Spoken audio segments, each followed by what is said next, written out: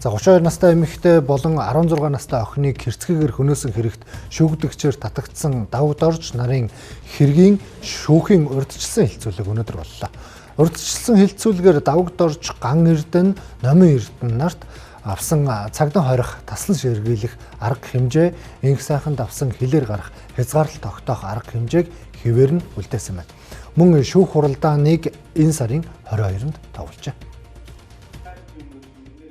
Урьдчилсан хилцүүлэг нь яллагдагч нарын гин бурууг тогтоох, эрүүгийн хариуцлага хүлээлгэх асуудлыг хилцдэггүй. Харин хэргийг шүүхээр хилцэхэд билээсэх, яллагдагч нарыг шүүхэд шилжүүлэх үү эсвэл прокурорт буцаах уу гэдгийг шийдвэрлэдэг. Тус хилцүүлэг нь эрүүгийн хэрэг хянан шийдвэрлэх тухай хуулийн 34-2-ийн 1-т заасны дагуу хаалттай үргэлжилсэн юм а. За урьдчилсан хилцүүлгээр яллагдагч давд орчийн өсөлтөөр урьдчилсан хилцүүлэг зарлагдсан. Сая урьдчилсан хилцүүлгийн хувьд бол давд орч гаргасан хүсэлтээсээ татгалцсан. Тэгээ одоо хэргийг шүүхэд шилжүүлсэн.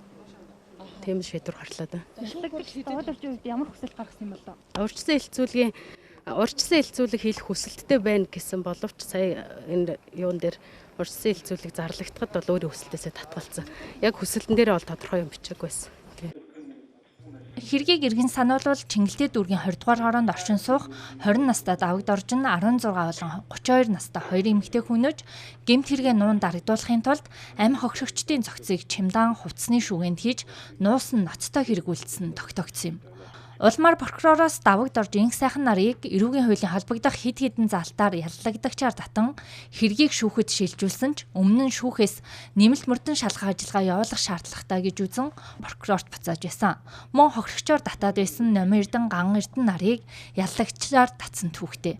Тус хэрэгт холбогдох урьдчилсан хилцүүлэг өмнө нь 2025 оны 9-р сарын 17-нд болж шүүхээс нэмэлт мөрдөн шалгах ажиллагаа дутуу хийсэн гэх үндслээр хэргийг прокурорт буцааж шийдвэрлэж байсан юм а.